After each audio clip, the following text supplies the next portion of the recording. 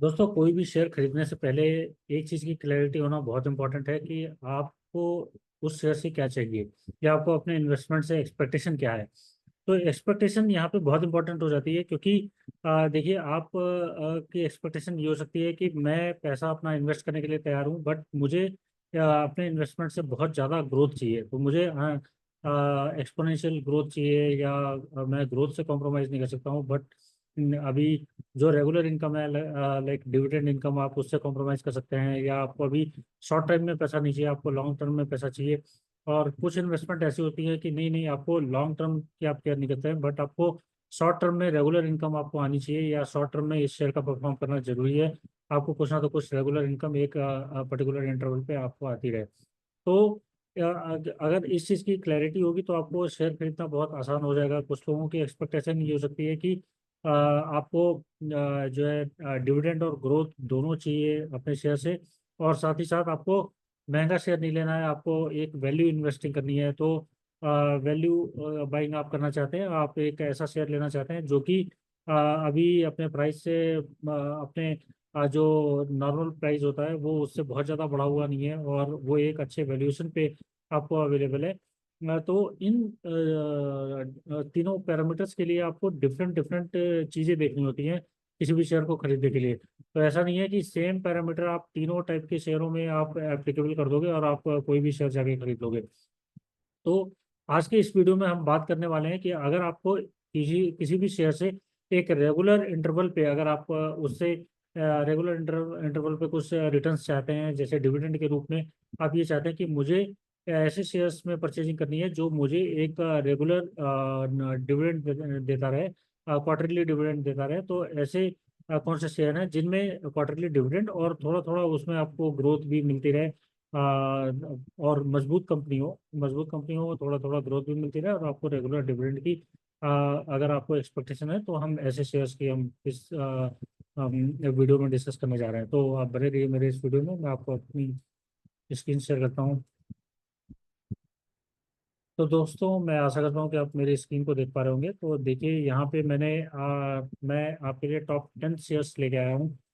Top 10 shares वो shares है जो आपको एक रेगुलर डिविडेंड इनकम दे सकते हैं, हर क्वार्टरली आपको एक अच्छा खासा डिविडेंड दे सकते हैं। और ये एक अच्छी कंपनियां हैं, और इनके अगर आप पी रेशो देखेंगे तो ये पी रेशो 30 से कम है, और ये एक अट्रैक्टिव वैल्यूएशन पे भी अवेलेबल है आपके लिए। और ज़्यादा महंगी अभी अपने प्राइस से बहुत ज़्यादा महंगे लेवल्स पे ट्रेड नहीं कर रही हैं। तो जिसमें अगर आप पहली कंपनी देखें, बीपीसीएल, तो बीपीसीएल एक बहुत ही अच्छी कंपनी है, जो कि जिसका अभी करंट प्राइस 344, और इसका जो डिविडेंड यील्ड है, अभी करंट डिविडेंड यील्ड हम आज की बात कर रहे हैं कि आज के डेट 7 अगस्त, आज के डेट के हिसाब से इसकी डिविडेंड यील्ड, आज के क्लोजिंग प्राइस के हिसाब से इसकी डिविडेंड यील्ड क्या है। तो डिविडेंड यील्ड आज का आप देख सकते हैं 6.11, जो कि एक अराउंड एफडी के अराउंड आपको ये डिविडेंड यील्ड दे रहा है। और दूसरी कंपनी आती है आईओसीएल, इंडियन ऑयल का जो डिविडेंड यील्ड है वो 6.97% आपको, मतलब अगर आप इस शेयर में इन्वेस्ट करते हैं, जो भी अमाउंट आप इन्वेस्ट करेंगे उसका आप एनुअली 6.97% रिटर्न आप एक्सपेक्ट कर सकते हैं डिविडेंड के रूप में। तो और पी रेशो भी इसका अभी काफ़ी कम आपको दिख रहा है, 7.9, मतलब 7.98 का काफ़ी कम पी रेशो है। एक एवरेज जो शेयर है, जो आपको ठीक ठाक, मतलब जिससे जो आपको पी रेशो देखना चाहिए वो 30 से कम होना चाहिए। अगर 30 से कम है तो यानी कि वो शेयर बहुत ज़्यादा महंगा नहीं है, आप उसमें बाइंग कर सकते हैं। अगर किसी शेयर का पी रेशो 30 से ज़्यादा ऊपर है, तो मतलब वो शेयर एक तरह से महंगा है अपने अभी खरीदारी करने के लिए। तो उसमें आप अवॉइड कर सकते हैं, या तो आपको एक अच्छा टाइम देखना होगा उस शेयर को खरीदने के लिए। तो तीसरी कंपनी आती है एसपीसीएल। एसपीसीएल का जो करंट डिविडेंड यील्ड है वो 5.29, और फिर कोल इंडिया आती है। कोल इंडिया का जो डिविडेंड यील्ड है 4.80। तो इस कॉलम में मैंने करंट प्राइस दिखा रखे हैं, और इस कॉलम में मैंने डिविडेंड यील्ड, और यहाँ पे पी रेशो। तो पी रेशो आप देख सकते हैं कि किसी भी कंपनी का 30 से ऊपर नहीं है। और उसका फिर वेदांता आती है जिसका 6.82% आपको डिविडेंड यील्ड दिख रहा है।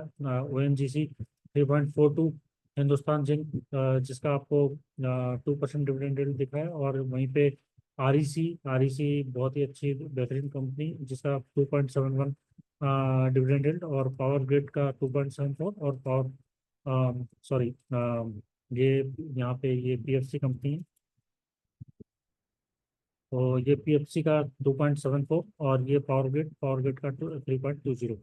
तो इन कंपनियों में से आप चूज कर सकते हैं। अगर आपको एक रेगुलर इनकम, अगर आप देख रहे हैं बनाने के लिए कि आपको क्वार्टरली एक रेगुलर इनकम अपने इन्वेस्टमेंट से चाहिए, और आपको एक अच्छी कंपनी में खरीदारी करनी है और रेगुलर इनकम आपको आती रहे, तो आप इन कंपनियों का चुनाव कर सकते हैं। और ये आपको एक रेगुलर इनकम के रूप में हमेशा क्वार्टरली एक अच्छा खासा डिविडेंड आपको देती रहेंगी। और आप ये डिविडेंड यील्ड आप एनुअली एक्सपेक्ट कर सकते हैं अपने रिटर्न्स पे। तो इस वीडियो में इतना ही। अगले वीडियोस में और इंटरेस्टिंग टॉपिक्स लेके आता रहूँगा। तब तक के लिए धन्यवाद।